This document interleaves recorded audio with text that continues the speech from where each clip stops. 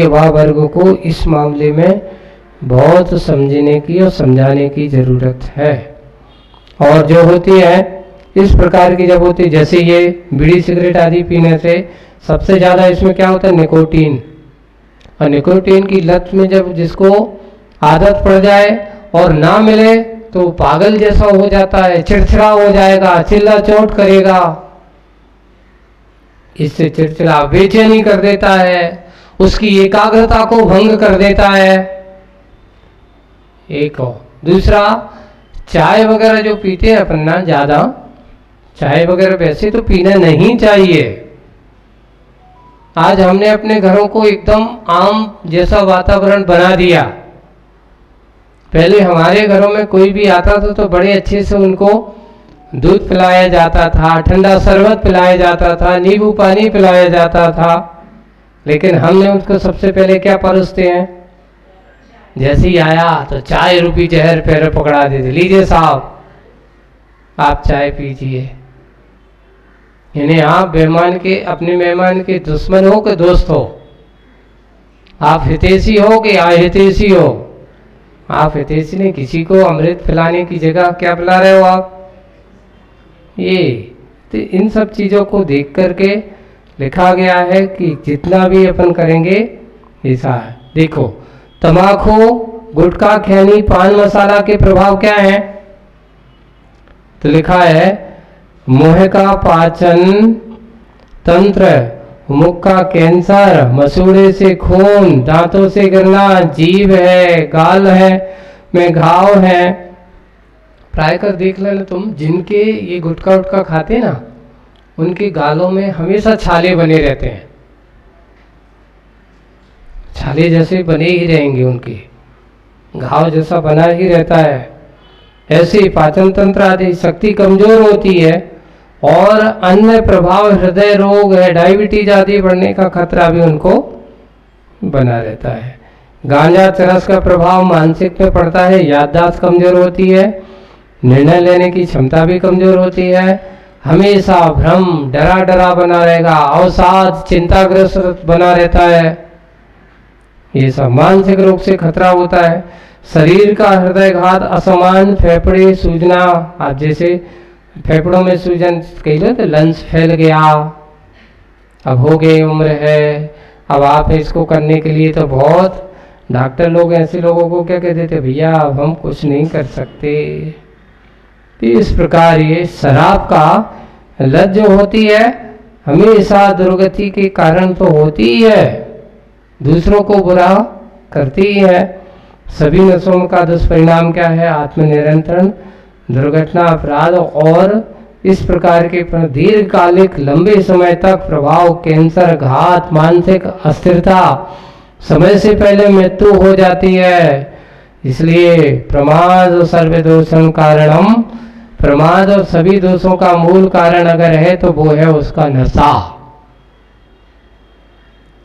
ऐसी इस प्रकार के नशा आदि करना, नशे की बीमारी आपके लिए सबसे ज्यादा निष्कर्ष क्या है, नशा से क्या होगा, बीमारी प्लस दुर्गति। बीमारी तो होगी और साथ साथ नशा करने वाले को डबल, दो चीजें एक साथ के। एक चीज करो फ्री में क्या मिलेंगी, नशा करने वाले को दो चीजें आपस में बिल्कुल, सबसे पहले सरलता से बीमारी मिल जाएगी और अगले भाव में दुर्गति तो पक्की हो जाएगी। और त्याग करने के फायदे क्या है, नशे का त्याग करने से, तो ये यहां पे दिखा है।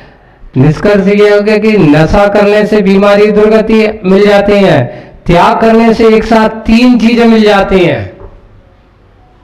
कौन कौन सी, तो सबसे पहले आदमी का स्वास्थ्य प्लस शांति प्लस आत्मबल, ये तीन चीजें त्याग में ज्यादा अच्छी है कि नशा करने में ज्यादा अच्छा है, यहां तो लिखा जा रहा है अपन को। तो इस प्रकार ये आज अपन मद्यपान के बारे में चर्चा हुई है। मद्यपान के साथ साथ आज का ये विषय सत्र चालू हुआ है, दूसरे बिंदु पर भी विचार करते हैं। जिसका नाम है मांस भक्षण, जिसका बिंदु है मांस। सबसे पहले मांस की प्राप्ति कहाँ से होती है? तो कहीं ना कहीं प्राणी हिंसा का प्रत्यक्ष कारण अगर कोई है तो वो है मांस। मांस कहीं कोई वनस्पति नहीं है, मांस कोई फल नहीं है। लोग आकर के कहते हैं महाराज अगर इनको मारकर नहीं खाया जाएगा तो धरती पर क्या हो जाएगा? बंधु ध्यान रखना, किसी के जीवन को जन्म लेना उसकी अपने आयु कर्म से वो आया है ना, और वो उसका जन्म हुआ है तो कुछ लोगों ने सिद्धांत बना लिया कि तो हमारे लिए खाने के लिए आया है। उसका अपना कर्म था, अपने कर्म से उस पर्याय को प्राप्त हुआ है ना। और एक और है कि जो ये सोचते हैं कि उसकी इस प्रकार से दुर्गति किस कारण से हुई, कारण उसका ये कि पूर्व में उसने भी ऐसा किया था, उसका परिणाम है कि आज उसके साथ भी ऐसा हो रहा है। एक सन्मति संदेश पत्रिका आती थी, उस सन्मति संदेश पत्रिका में एक कहानी थी और वो कहानी यथार्थ जैसी उन्होंने लिखा। कहानी क्या थी कि एक बकरा जो था है ना, अब वो अगले दिन उसका हलाल किया जाना है। वो आंखों में अब उसको आभास हो जाते, इन जीवों को ऐसा सोच लेना, इन जीवों के अंदर बहुत संवेदनशीलता होती है। ये प्रकृति में जीने वाले ये प्राणी वास्तविक रूप से जब कुछ ऐसा होता है तो ये हमारे लिए रक्षक भी बन जाते हैं। ऐसे इनको पहले से आभास जैसा इनको मिल जाता है। अब हुआ ये कि जो व्यक्ति उसको मारने वाला है वो लाया है उसको, अच्छा आज उसको खूब खिला पिला रहा है, कल उसको क्या किया जाएगा? मारा जाएगा। आज वो उसने बड़े अच्छे से बैठा है और रात में वो उसकी आंखों में क्या हुआ? आंसू आ रहे हैं। उसको अपना पुराना भाव जाति स्मरण के रूप में आया। तो जो व्यक्ति उसको मारने वाला है स्वप्न में उसको जाकर के वो दिख रहा है, रो रहा है और उससे कहता है कि देख, जब तू भी मनुष्य पर्याय की, तू भी आज इस पर्याय में है, मैंने तेरे लिए एक बार मारा था, मैंने तुझे कितनी बार मारा था, और अब तक मैं तुम्हारे हाथ से 3 बार मर चुका हूं। ऐसा संयोग बना हुआ, देखिए आप, एक बार नहीं कितनी बार मर चुका हूं।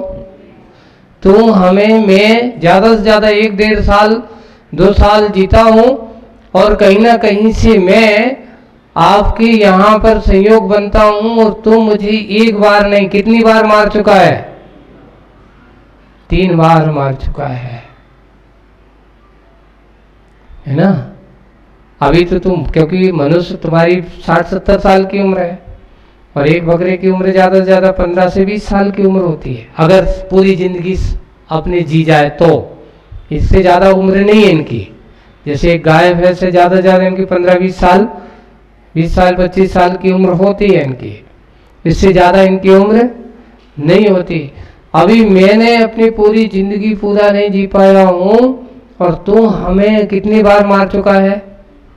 मैंने तुझे एक, जब भी तू कभी था तुझे भी इस पाय को प्राप्त हो चुका है, तुम भी ऐसा करता था। मैंने तुम्हारे लिए 3 बार, 1 बार मारा था और उसका परिणाम इतना पाप कर्म का उदय बंद हुआ कि मैं अब तक 3 बार तेरे द्वारा क्या हो चुका हूं, मारा जा चुका हूं, और चौथी बार और कल तुम मुझे क्या करने वाले हो, और मैं अपने आप की किए हुए पश्चाताप का गिलानी भाव के साथ रो रहा हूं। वो गिड़गिड़ा रहा है, और उसने वो उस बकरी को स्वप्न में ऐसा रोता हुआ देखा है। उसकी अचानक नींद खुलती है, नींद खुलती है, जाकर के बकरे को देखता है तो बकरे के सामने हरी घास पड़ी, पर वो खा नहीं रहा। वो क्या कर रहा है, देख रहा है। वास्तविक रूप से वो भी आंखों से उसके क्या हो रहे हैं, आंसू गिर रहे हैं, पश्चाताप कर रहा है। उसको भी अपना भान हो गया, और जब उसने देखा, ओहो ये तो स्वप्न बिल्कुल सही है, और उससे जाकर के कहता कि क्यों भाई इतना क्यों रो रहे हो, तो उसने भी उसकी ओर देखा। देख करके मुझे तुमने बताया है कि देख मेरे हाथ से मैंने तुझे 3 बार, मैंने 1 बार गलती की थी, उसका बदला मुझे कितनी बार मिल चुका है, 3 बार मिल चुका है। चौथी बार अब तेरे हाथ में है, तुझे क्या करना है। क्यों, क्योंकि इसके बाद मेरा भी नंबर आएगा, क्योंकि पहले मैंने तेरे साथ किया था, तू मेरे साथ कर रहा है, और तू मेरे साथ कर रहेगा कि तू मुझे 3 बार मार चुका है, तो मैं तुझे कितनी बार मारूंगा, ये सोच। ऐसे ही जीवों के बारे में हम लोग जब व्यवहार करते हैं, तो आजकल तो ऐसा दया नाम के कोई परिणाम नहीं है। लोगों को मुर्गे हैं, बकरियां हैं, इनको तो मारने का कोई वो ऐसा लगता है यार ये तो मेरे लिए ही बने हैं, लेकिन कर्म का बंध पूरा होता है। संगी पंचेंद्री हैं, वो भी मन वाले हैं, है ना। कोई विशेष आपके बारे में आप जैसे सोचते हो वैसे उनके दिमाग में भी चलता है, उनको भी पीड़ा होती है, और उनको जब इस प्रकार की खाया पिया जाता है, आए दिन बड़े बड़े लोगों के होटलों में बड़े बड़े इस प्रकार के बहुसंख्यक हैं। अच्छे विचारधारा रखने वाले कितने % हैं। आज भारत जैसे देश में 60% लोग मांसाहार का सेवन करने वाले हैं। भारत जैसे देश में 60% लोग मांसाहारी हैं। शाकाहारियों की संख्या कितनी है, 40%। उसमें भी कुछ ऐसे नाम के शाकाहारी है, मौका पड़े तो वे भी चालू हो जाते हैं। अपने यहाँ ये दशाएं हैं। इसलिए कहा जाता है कि लोग कहते हैं कि महाराज इस प्रकार के अच्छे सदाचार को करने वाले जो कार्य होते हैं, करने वाले लोग होते हैं, वे भी दुराचरण का कार्य करने लगते हैं। तो खान पीन का असर है। इस प्रकार ही लिखा, मांस भक्षण हिंसक का प्रत्यक्ष कर। जैन धर्म से अहिंसा सर्वोपरि, इसलिए मांसाहार घोर पाप माना गया है। जैन शास्त्रों में मांसाहार मांस भक्षण करना और घोर हिंसा पाप बतलाया गया है। यह केवल शारीरिक बल नहीं, आत्मिक करना है, संयम है, मोक्ष मार्ग का सबका नाशक माना गया है। जैसे आगम आचार नीति में ग्रंथों के आधार पर मांसाहार की हानियां बहुत सारी बताई गई हैं कि शास्त्रों में मांसाहार का सेवन करने से प्रत्यक्ष हिंसा तो होती है। मांस भक्षणम महाहिंसा, मांस का भक्षण करना ये महाहिंसा है। एक धर्म वालों ने कहा, मैं जीते हुए जीव को नहीं मारता, है ना, लेकिन कोई जीव मर गया हो उसको खाने में हमें कोई बाधा नहीं है।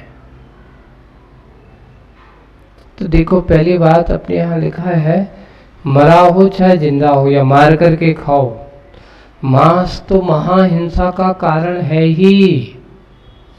ये कभी भी आपके लिए सात्विकता का कारण हो ही नहीं सकता किसी भी हालत में। ये हमारे लिए सज्जनता का भोजन हो ही नहीं सकता। मांस भक्षण महाहिंसा, इसका सेवन करने वाले के लिए महाहिंसा है, क्योंकि इससे जीवों का ही हत्या अनिवार्य है। मांस से करुणा का नाश होता है, दया मांस भक्षणे न थी। जो व्यक्ति मांस का सेवन करता हो उसके पास दया धर्म हो ही नहीं सकता। नरक गति का कारण अगर है मांसासक्तो जीवो नरकगामी होई। और जो मांस में आसक्त होते हैं वे नियम से कौन से गामी, कहाँ के गामी होते हैं? नरकगामी। क्योंकि इस प्रकार के खान पान करने वालों के यहाँ इतना ही है। अपने यहाँ आप लोगों को इसलिए कहा है कि जैन कुल में तुम उत्पन्न हुए हो, तो हमारे यहाँ जन्म से ही इन चीज़ों से हम क्या दूर रहते हैं। हमारे घरों का खान पान होता ही नहीं, हम वैसा देखते ही नहीं। जहाँ ऐसा खान पान नहीं होता वहाँ की आचरण, उनकी सोच, उनके विचार भी वैसे दया करुणामय हुआ करते हैं। इसलिए ऐसे दया करुणामय विचारों को देखना, इसलिए वे दुर्गति के पात्र नहीं हो पाते। दुर्गति के पात्र इंद्रियों की विकार आदि है। मांस सेवनम कषाय वड्डणम, उपदेशामृत में कहा मांस का सेवन करने वाला क्रोधी, मानी, लोभी, लालची, मायाचारी आदि भी होता है। ऐसी कषाय बढ़ती हैं। श्रावकों के लिए कहा गया मांसम भुंजनम न होई सच्चे सावड़ो। मांस खाने वाला व्यक्ति कभी सच्चा श्रावक नहीं हो सकता। और इसलिए हमेशा एक बात को ध्यान रखना, आत्मशुद्धि में अगर हमारे लिए कोई बाधक अगर है तो इस प्रकार के मांसाहार का सेवन करना। और मांसाहार के बढ़ावा देना संवर और निर्जरा में रुकने में कारण है। मिथ्यात्व का पोषण अगर कोई है तो मांसाहार ही होता है। स्वाद हेतु हिंसा को उचित ठहराना, जीव दया की अपेक्षा कर कारण मिथ्यात्व का पोषण करना। जैन दृष्टि से निष्कर्ष मांसाहार का क्या है? महाहिंसा का कारण है, करुणा और संयम का नाशक है, कसाईयों की वृद्धि का कारण है, नरगति और पाप का कर्म का बीज है, और मोक्ष मार्ग में सबसे बड़ा बाधक है। इसलिए जैन शास्त्र में हिंसा परमो धर्म को ही उत्तम धर्म कहा है। हिंसा करने को धर्म नहीं कहा। इस प्रकार आज ये दो बिंदुओं पर चर्चा की गई है। अभी आज का सत्र यहीं पर पूरा होता है, समय हो गया। आगे की बात आज बस इतना ही। बोलिए परम पूज्य आचार्य गुरुदेव श्री विद्यासागर जी महाराज।